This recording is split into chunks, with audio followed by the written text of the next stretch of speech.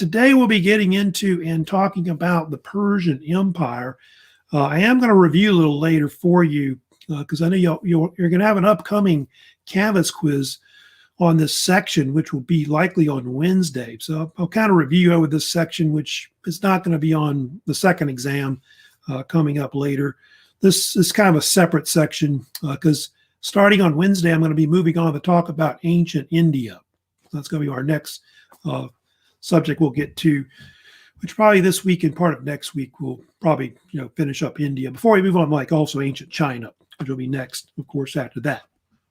So, yeah, the Persian Empire. There's been several of these Persian empires that have existed over time.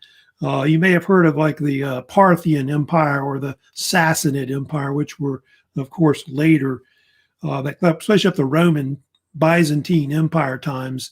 The one we're talking about is the Achaemenid or Achaemenid Empire. It's pronounced different ways, which existed in the Near East, which was founded in the 500s BC. That would be about the 6th century BC in what is Iran, also called Persia. It's a Near Eastern empire. A lot of people think that the Persian Empire was one of the first empires that really was like a real empire. I think Assyria was kind of considered one of the first real ones that you get. But this one was the one that everybody kind of copied more later, like the Greeks and the Romans. And yeah, it was a large empire. It was pretty big in size overall. I do have a map showing the Persian Empire's size, which is right here. You can see it stretched at one point all the way to the Mediterranean Sea. Then you can see it went all the way to what is basically the western part of India. So from the Hindu Kush in the Indus River Valley, you can see it stretched through Afghanistan, Iran, Iraq, Turkey, Syria, Lebanon, Israel, and also included parts of Egypt and also Libya. And you can see it also jumped at one point. You don't see it in that map, but later it does actually expand into what is, it goes into Greece at one point. They actually try to take over where the Greeks are. So they failed later, with that.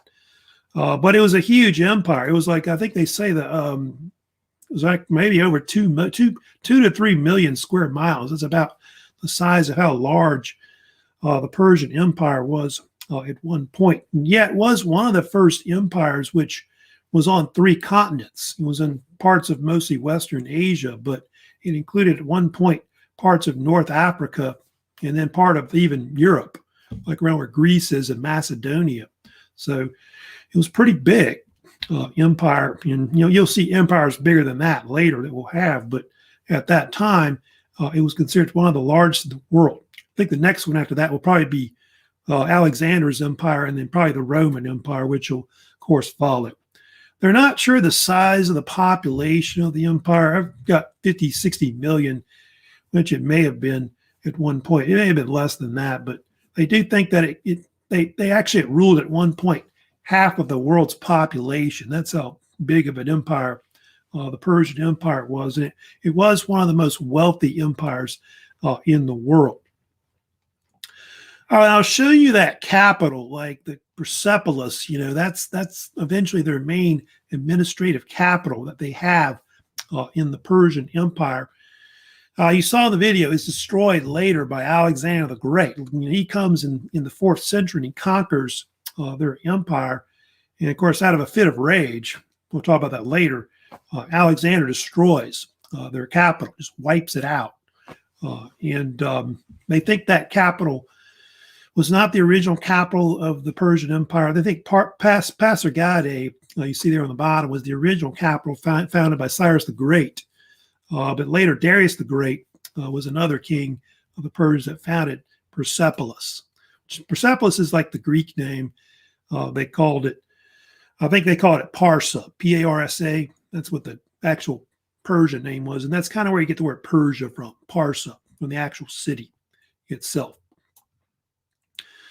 Now, let me get more into, into some of the slides. I've got different slides in here, of course, which I've got this main slide, which is right here, you want to look at that later. But let me go ahead and talk about a few things about the Persian Empire, which are kind of important about them. First of all, ancient Iran, which you see in the middle where it says Persia there, was settled by different peoples throughout that region, which did not come from Iran.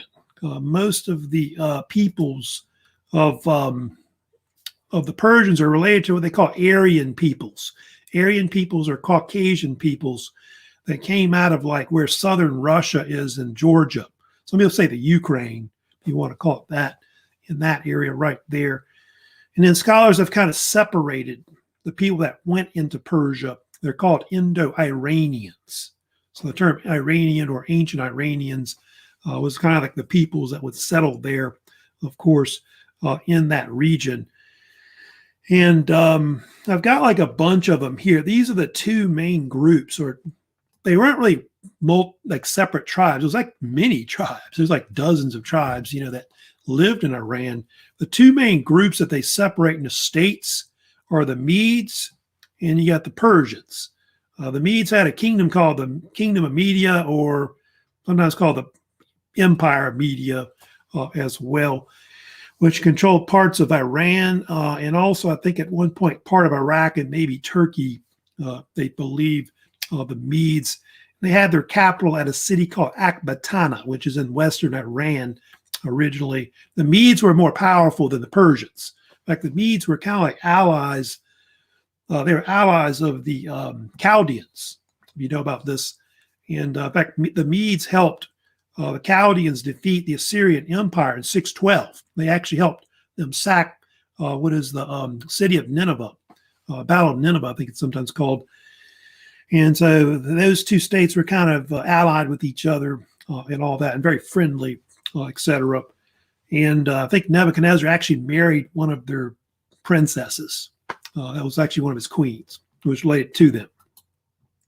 Then the other state they've got is Persia, which was made up of like many tribes in the southern part of Iran a long time ago. They were based at a city called Pasargadae, which was originally the name of a tribe. It was actually a Persian tribe that was called that.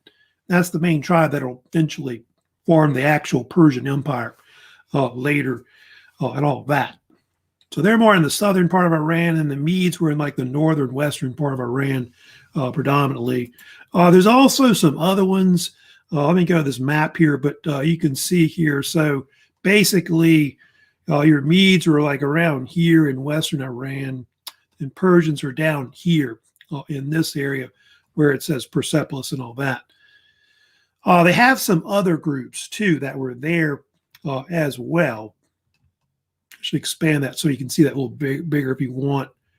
Also, they have what they call the Scythians and the Bactrians. The Scythians were another type of Iranian type peoples. See where it says Armenia up in here in that area, in the Caucasus Mountains and so on. That's where basically the Scythians lived and all that. And they had like a state there at one point, like it was like a kingdom called the Kingdom of Scythia as well. Then the Bactrians, they can't see it, but the Bactrians are like kind of here, kind of close to the east of the Caspian Sea, which is right here. They had their kind of their own separate state. So the Bactrians were very famous for being great horsemen of the Persian Empire later. So all these different groups that we're kind of talking about will eventually, merge to form like one state, like one empire, but not at that time. This is probably going back before, the 6th century when the Persian Empire actually started. Now, of course, they've got a king that started the whole thing that I did want to talk about, which is kind of important. That, of course, is the king named Cyrus the Great, also known as Cyrus II. He's also called as well. You see right there. And Cyrus, of course, became they think the king of Persia sometime around 559 BC. It's kind of debated about when it was. But I think that's when he took over what is Persia, which is like the state that was in the southern part of Iran at the time, really from that city I told you called Pasargadae, of course. one of the original capitals there. And then the Medes were to the north. They were, more to the north or northwest, which is Ecbatana. Of course, I told you about the Mede capital as a whole. And what happened was about 9 years later, around 550 BC, Cyrus' forces invaded northward, and they basically defeated the Medes, took their capital, basically, of Ecbatana, and then basically forced the Medes to merge with the Persians. And so from there, you have this new state that forms afterwards, which was known as the Achaemenid Empire, is what they actually call it. They say the name Achaemenid came from one of his grandfathers. Like Cyrus had a grandfather named Achaemenes, just like the Greek name, I know, but that's kind of where the name originally came from. And so the Greeks later referred to him as Achaemenid or Achaemenes, the actual names of the actual dynasty. So Achaemenid dynasty or Achaemenid Empire is what they usually call it. So you can see it lasts over 200 years. Cyrus basically becomes what is called the first Shah of Persia or Iran, which Shah, of course, means king in Persian. However, if you know about the kings of Persia later, a lot of them started calling this other name later you may have heard of, which is Shahanshah, which in Persian means king of kings, basically. That was a popular title that was created by Darius the Great, I think later in the 5th century BC. And so a lot of your kings were known as that. Hey, Chris, come on in. So you have, Cyrus and Darius kind of creating these titles that the kings go by and all that. And I don't know if you know much about India, but India's got something similar to that called a Raja, which I guess is kind of like prince or king. They have like a great king, which is called a Maharaja. So it's kind of similar to that, the Shahanshah. It's almost like saying he's a great king or the king of kings, or if you want to even say it like an emperor, that's kind of what it is, really, in a sense. Cyrus conquered a majority of their empire. Like I want to say 80% of the empire or more was pretty much conquered by him. He took over like 2 other areas as well, which is like Lydia, which is in Turkey. The kingdom of Lydia, you may have heard of it, was ruled by this king named King Croesus. And King Croesus, I don't know if you know about him, he was the one that kind of came up with the idea to coin money, which kind of influences the Persians later and all that. So they took that state, and then a few years later, you can see he also took over Babylonia with the Chaldean Empire, which was declining at that time in Iraq or Mesopotamia. So those are the bulk of the areas that Cyrus the Great took over and conquered. I think by the time of his death, they start pushing close to like where Syria and Israel is overall. So his empire, expanded, like I said, getting closer to 2 billion square miles under that period. He had a son and success. I don't think you have to know about Cambyses, but Cambyses II, he's often called, was his son who came afterwards, and he was actually known for conquering Egypt, because that was the next thing that they would do, is they would take over Egypt in the 520s BC. You can see late 6th century. I think they actually rebelled or revolted, the Egyptians, and they had to get back. He didn't reign only for a few years, Cambyses. And Cambyses was one of the last direct descendants of the Persian kings that went back to Cyrus the Great and his grandfather and all that. Because they would have other kings, of course, that would come in later. I don't think I have a picture of Cyrus the Great, but here, Darius the Great, but there's the tomb of Cyrus the Great, which is right here. Of course, I'll get to the Royal Road in a second. That, of course, is a very famous highway system that the Persians were very famous for overall. There was a king named Darius the Great. He, of course, was the 3rd major ruler of the Persian Empire. He came in around the late part of the 6th century, see 522, and died about 486 BC. And Darius or Darius the Great, it's usually pronounced either way, was not directly related to like Cyrus the Great. He was like, I think, a distant cousin or something like that. I think he always had a chip on his shoulder, by the way, about that, which is maybe why he came with the King of Kings title, maybe because he was kind of had a chip on his shoulder, not being directly related to Cyrus. That ate him. He really did. And anyway, but Darius was known for a lot of things. You can see there. You can see he expanded the empire into Greece, like into like the European part of the world. Took over pretty much Libya. And then also you can see he expanded eastward all the way to what is basically India. So under him, the empire began to expand, further east versus west. You can see in that picture there's a picture of Darius the Great, of course, on the bottom, which is right there. He's known for a lot of things, Darius the Great. Of course, one of his first great things he did, as the ruler, is he built a new main capital that they would have, which would be Persepolis, built in southern Iran today, originally called Parsa. And the ruins of Persepolis are about, like I said, 30-something miles away from Shiraz, Iran. That's its main location now. And it was a grand city. It's famous not just for its great buildings, but I don't know if you saw in the video, its famous staircase that's in kind of like the front of it, that's well known with it. But it was later destroyed by Alexander the Great in kind of a fit of a rage because if you know about Darius the Great, he was the one that initiated some of the first Persian invasions into Greece, trying to attack Athens, which kind of angered Alexander the Great later. And the Greeks are known for fighting a lot of battles against the Persians in the so-called Greco-Persian Wars, which I'll talk about later. And Herodotus, the famous, father of history, is one of the main historians that, of course, writes about a lot about the wars that took place between the Persians and the Greeks. Yeah, Battle of Marathon, of course, the Persians got badly defeated, and they get defeated in a lot of battles. Battle of Thermopylae, they kind of won that one, but Battle of Salamis, of course, you may have heard of, was a very famous battle later in 480 that the Persians also lost as well to the Greeks.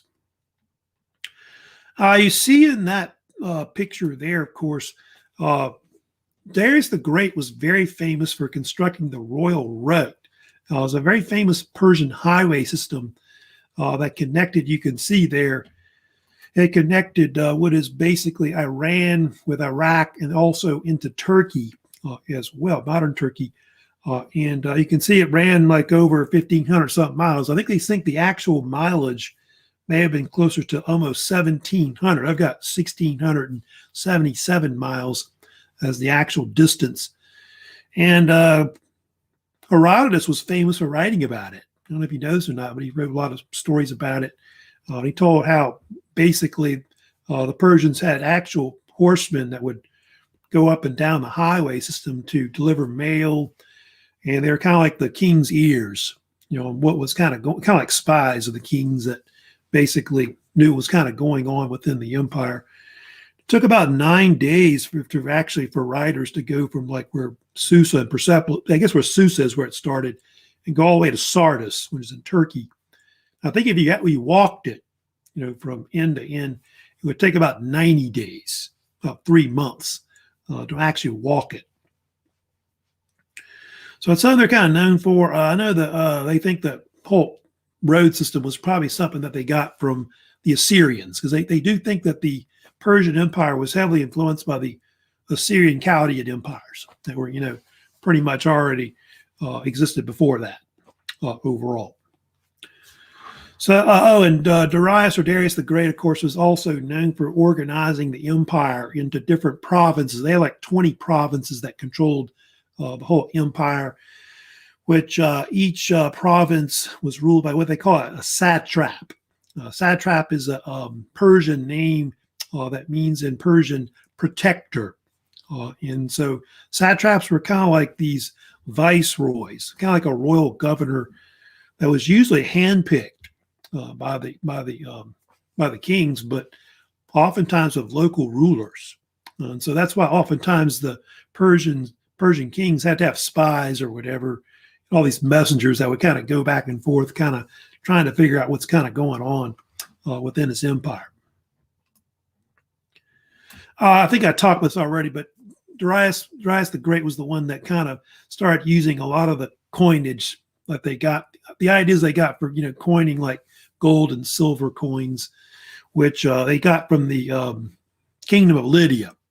So they were heavily influenced by them to do that. And you can see also that those are actually the main languages that were used by the Persian Empire. Actually, Aramaic was one of the main languages that they actually used as their official language, believe it or not. And then also Old Persian, which I don't think was used as much. I don't have like pictures of some of these other kings, but we'll talk about Xerxes the Great later, or Xerxes the First. He's, of course, the son of King Darius the Great. He's the other great king. I would say it's like Cyrus the Great, Darius the Great, and Xerxes the Great. Those are your three best kings, really.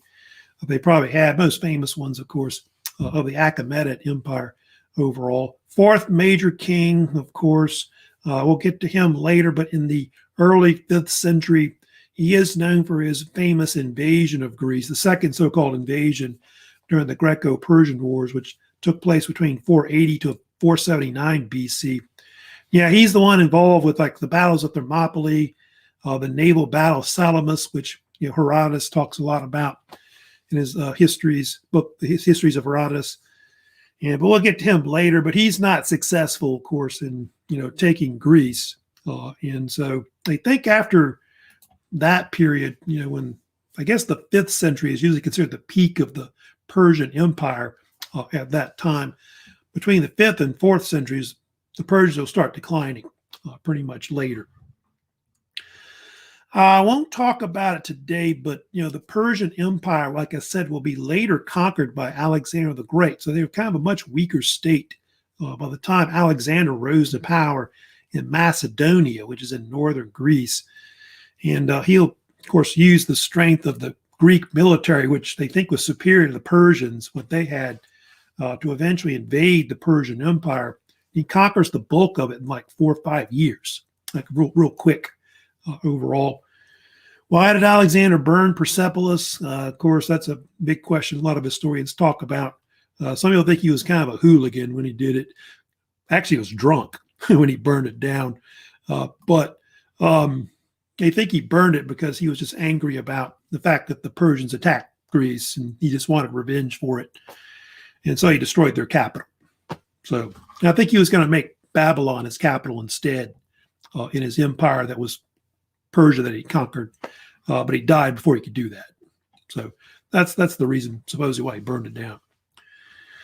Now, I've also got a few other slides I've got on here. I can here's some more pictures, by the way, showing you the ruins of Persepolis. Actually, not Persepolis, but Pasargadae, excuse me, the capital of what was the original capital of Persia in the southern part of Iran, of course, today. Here's the pictures really of what is the ruins of Persepolis, which are right here. So not much left of it today. So it is a really grand city. I'm not sure how many square miles of it was, but it must have had a large population that lived there. Here's more of a wider view of what basically the actual city looked like originally. So mostly in ruins. It may have been a greater city than Babylon, but of course it was destroyed.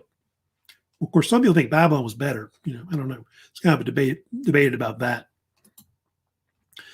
Now, I also need to talk about what they call Zoroastrianism, which is, of course, something that the Persians are very famous for, which you may have heard about. It's called different names overall. I think the common name, either call it Zoroastrianism. They also call it Mazda-Yazna. I don't know if you ever heard of that name. Some people do call it that too as well, maybe in the East as a whole. And believe it or not, Zoroastrianism was like one of the main religions of like Persia for like 1,000 years or more, for a long, long time. It was a religion of the Achaemenid Empire. It was a religion of the Parthian Empire, and the later Sassanid Empire that came later. So all these different religions were around at one point. And it over time, it declined because of the rise of Islam. Islam came in, I think in the early Middle Ages, and so very few people practice it today. But they do consider Zoroastrianism, by the way, to be one of the oldest religions in the world that's still around today and still practiced overall. I think very few people practice it. I want to say under 200,000 is how many people still practice it today. Did have a founder. The founder of Zoroastrianism was some kind of Iranian prophet. He was called Zoroaster. They also call him Zarathustra. If you want the other name, they call him in the East as well. Yeah, Zarathustra. And there's a debate about when he lived. They're not sure. They think FC sometimes 600 BC. They actually, some people think he lived maybe around 1000 BC. So he went further back than that. So they're not really sure. What they do know is that Zoroaster was famous for adopting a god, a Persian god that was called Ahura Mazda, sometimes spelled different ways. You can see the name translated in Persian meant wise lord, or sometimes called the Lord of Wisdom. Usually translated either way. Seen as like some type of creator god, maybe even a solar deity that was kind of connected to like the idea of wisdom, knowledge. It was seen as this good god, that if you followed that god, that your soul would go to a good place, kind of like a heaven or something like that. And so over time, what happened was it became like the state religion of the Achaemenid Empire. I think by the time, I want to say Darius the Great, it was the state religion overall. And millions, may have practiced it. I don't know exactly how many it was, but they do think that Zoroastrianism was one of the first popular monotheistic religion, before Judaism really came about. So it may have been maybe even just as old as Judaism. And they do think it influenced other religions. So they think it influenced likely Judaism. They think it influenced Christianity. They think it also influenced Islam. So it's a type of religion that had an impact on a lot of people later. These are ideas, by the way, they think it may have influenced. They think it could have influenced the ideas of heaven and hell, which that's kind of debated about that one. They think that maybe that was also influenced by the Greeks, like the idea of Hades, I know was something that kind of influenced the idea of heaven and hell as well. Maybe the idea of demons and angels, because I think the Persians believed that there were good and bad spirits out there, that if you followed the good spirits, your soul would go to a good place. And then maybe you followed demons or bad spirits, your soul would go to like kind of like a hell. So they did have this idea that there was like a good versus evil, like cosmology and things like that, that you think about later, that you see in other religions. They actually did believe in a last judgment on earth. So you see that a lot in other religions as well, pretty much. Like the idea of maybe end times or something like that, that is also later overall. I don't know I don't think you have to know about this, but the Romans believed in what they call Mithraism, which I don't know if you ever heard of that, but it was a type of Roman mystery religion that was well known. They think it was actually influenced by the god Mithra, which was also popular with Zoroastrianism. I think they had more than one god, but I think some people think that Mithra was just a variation of Ahura Mazda or something like that. But it's often seen as the god of sun, light, war, truth. It's a god of justice, god of friendship, I think also as well. It's a bunch of things actually. And so the Romans took it and they kind of developed their own variation of it. I don't think it's quite the same as the original Persian one. They call it either Mithra or Mithras. And of course, some people think that Mithras was kind of an influence on, or Mithraism as they called it, was an influence on like later Christianity as well. So anyway, but I'm going to come back later and talk about the Persians. I'm going to get into, like, when we get into like talking about the Greeks, we'll talk about, how the Greeks and the Persians fight it out in a series of wars, the 5th century. Then I'll get also into talking about Alexander the Great, the rise of his empire, how he conquers the Persians. So that's something much later that I'll be kind of, concentrating more on later overall.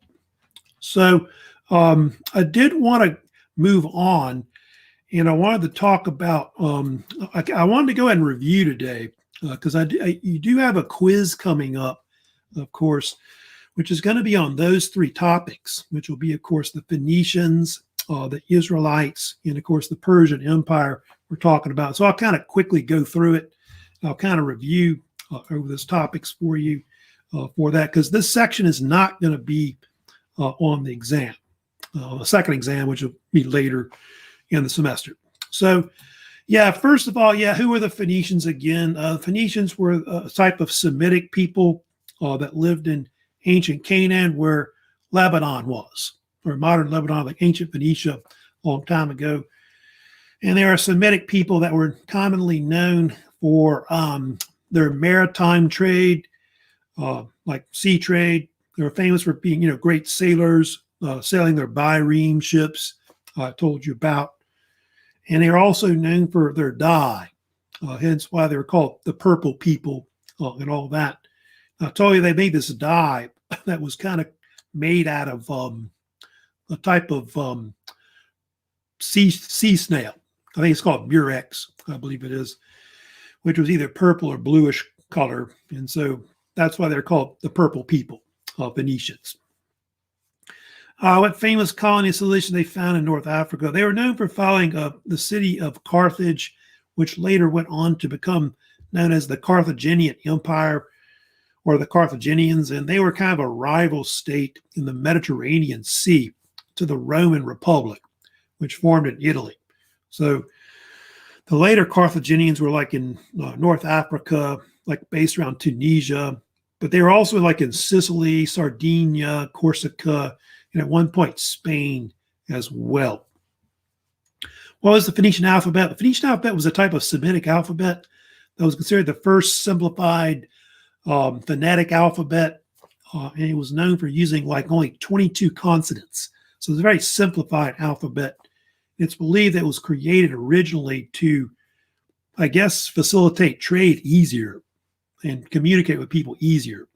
And so Phoenician was important because it influenced other languages in the world, like in the Mediterranean region and so on. So a lot of your languages like Greek, Latin were influenced by it, Aramaic, Hebrew, Arabic, all those were kind of somehow descended, they think, from Phoenician. So anyway, so that's basically about the Phoenicians. Also, let's talk about, I think we did, looks like we got the Persians out of order. We'll do them. We'll go them first, I guess, the Persians. Yeah, which empire conquered the Chaldeans?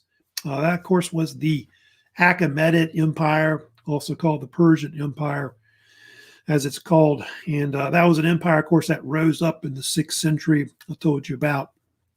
What two states made up their empire, which was really made up of multiple tribes?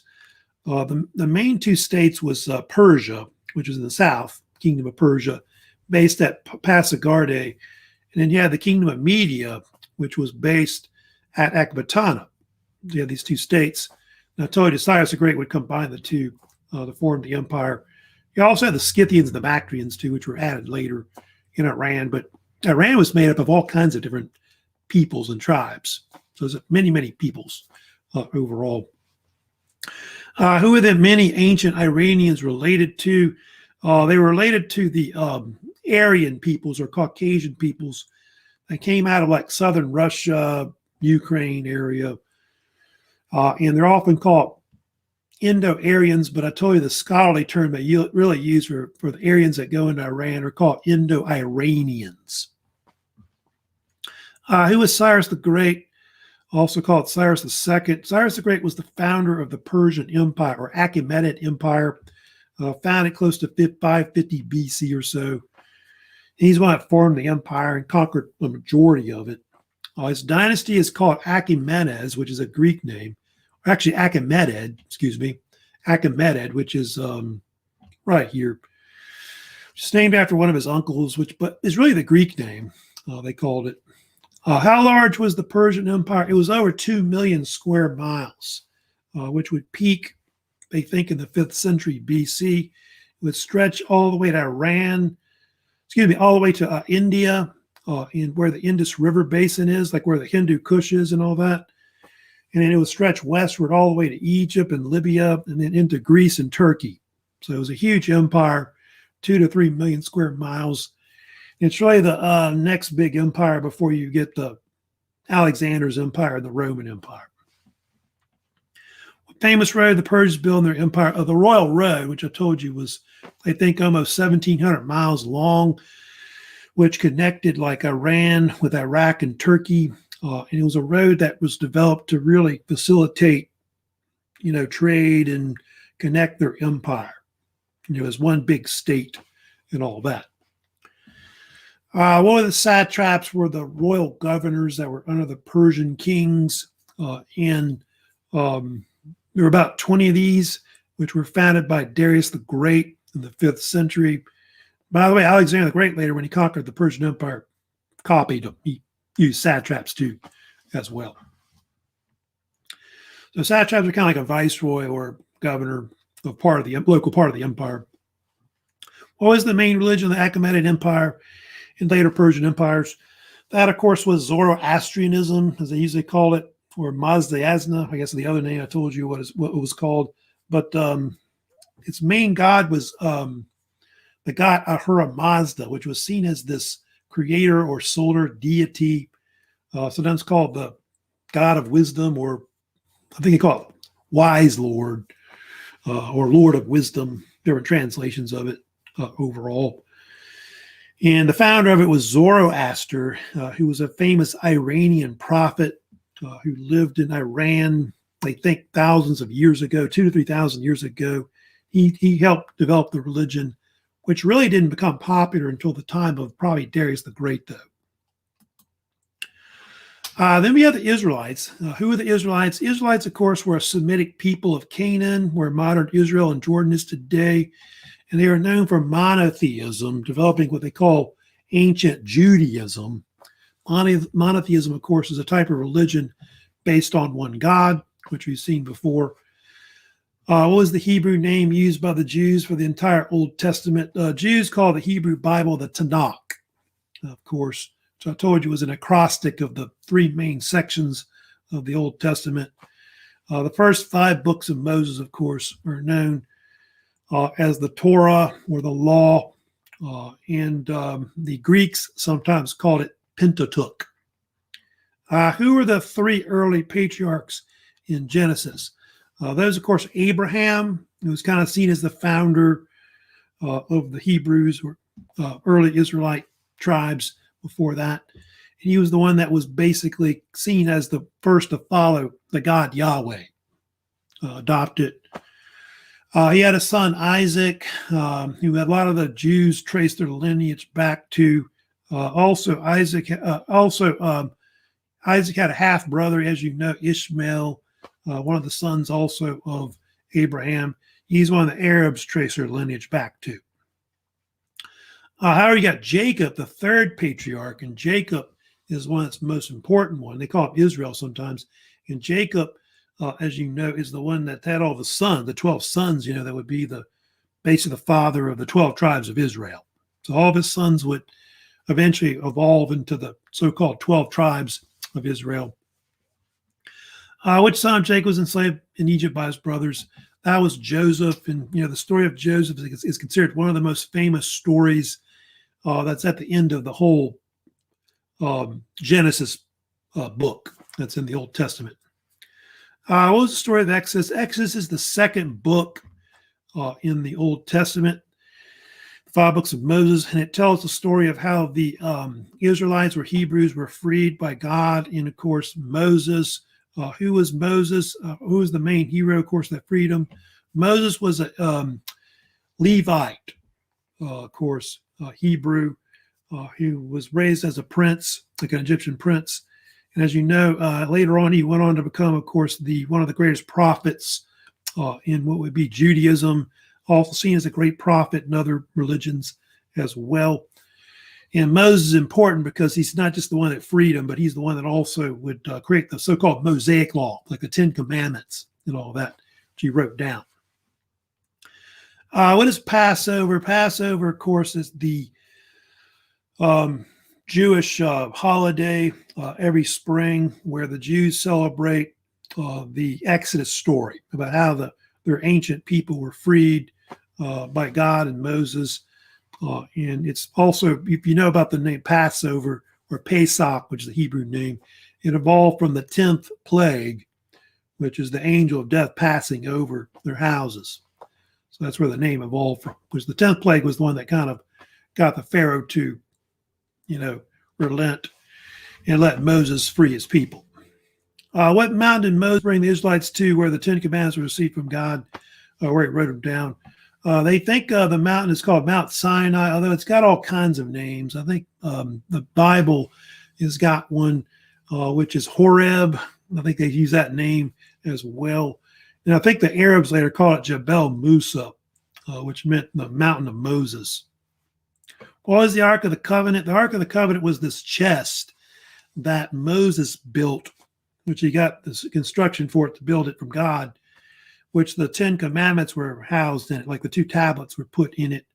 And of course, the Ark of the Covenant was later put, they think, into what they call the tabernacle, or what we call the Holy of Holies, which would later be put in the Temple of Jerusalem, but they're not sure where the Ark of the Covenant went. So it's kind of debatable about, who took it and where it ended up. Nobody knows. I think Indiana Jones knows, but, but nobody knows. But anyway, I'm joking about that. But of course, after that, Moses died, as you know. After, the Israelites, I think 40 years, they kind of wandered in the desert. And then Joshua, as you know, brought them back to Canaan. Over time, they formed a united state with the tribes, United Kingdom of Israel. Who were the main kings? Were they famous for? You had King Saul. Saul was the first king, of course, the United Kingdom of Israel. He was from the tribe of Benjamin, as you know. He's like the least successful of the 3 main kings of the Israelites. He would die in battle, and then his son-in-law, who was a general under him, King David, came in next. And David became more famous. He's the one that kind of expanded the empire, founded the capital of Jerusalem. He was known for his wife, Bathsheba, Queen Bathsheba, who they think may have been one of the most famous the Israelite queens, who was the mother of King Solomon overall. And then you had also King Solomon, as you know, who was their last great king, the 3rd king. He was known for being very wise, very wealthy. Pretty much the state peaked in size under Solomon. Solomon was also the one, that built the Temple of Solomon, which is the first of the 2 temples of Jerusalem that was in Jerusalem. So I think if you remember Solomon's one that was known for having like 1,000 women or whatever. That was his weak spot. Maybe part of why the kingdom declined later. What happened afterwards? Well, the 2 states then separated afterwards. And it was, I think I told you, if I remember correctly, they separated over taxation issues overall. So in the north, the tribes broke away, about 10 of the tribes, and they formed the kingdom of Israel, which was based at Samaria. And they had a king that ruled over them named Jeroboam, King Jeroboam, who was some kind of minister under Solomon. And then they had also the other king, which was Rehoboam, who was a son of King Solomon. He kind of continued with his state, which is the kingdom of Judah, based at Jerusalem, in the south. And so those 2 states separated and never, got back together and all of that. What happened to both states? Well, as you know, the first one, which is the northern kingdom of Israel at Samaria, it was destroyed by the Assyrian Empire. The Assyrians eventually came in, conquered most of them, and assimilated them into Assyria. I think that was done under Tiglath-Pileser III and Sennacherib. King Sargon II and Sennacherib, I think, were like the 3 kings. I think were mostly Assyrian kings that eventually destroyed that state. And then the other state, Judah, survived as a vassal state later of the Assyrians, but they were conquered by the Chaldean Empire, or Neo-Babylonian Empire of Nebuchadnezzar. And the remnants of those peoples became the so-called Jews, the so-called Babylonian captivity, that falls later, that you kind of already know about. And so the remnants of those people are, known as the Jews that follow and all that. And of course, the history of the Jewish people kind of continues over time, but they don't have the same kind of, state like they used to overall. So anyway, that's pretty much, my lecture today. And of course, a little short review at the end I did for y'all's upcoming quiz on this section. That quiz I probably will not be up till Wednesday. I'm gonna wait till like early Wednesday morning to put it up, if you don't mind, because I know y'all are working on, a lot of you are working on the first exam still. So concentrate on that. Also, you can start working on your second vocabulary right now if you want as well. But if anybody has any questions, comments, questions about this lecture, let me know. Of course, I don't know if anybody had anything today overall, but if you have some kind of question later, let me know through my channel overall. Like I said, on Wednesday's class, I'm going to, of course, be moving on to talk about ancient India, which I'll be doing pretty much Wednesday and then next Monday as well. I'll kind of be getting into like the early history of India and all that, and even some religion, probably talk about the rise of Hinduism as well in India. So that's it for today. I hope y'all have a great week coming up overall. I know we're kind of trying to get back on our feet after, what happened with all this weather. So I hope we can get on track. I hope we might even get behind in the semester, because I know they probably won't make up any time for us and how that usually is overall. So that's it for today. I hope y'all have, like I said, a great week coming up. But like I said, if you have any questions about this lecture or anything, let me know. But I will send out more reminders too about completing the first exam, which is still up until probably Thursday. So y'all take care. I'll see you on Wednesday.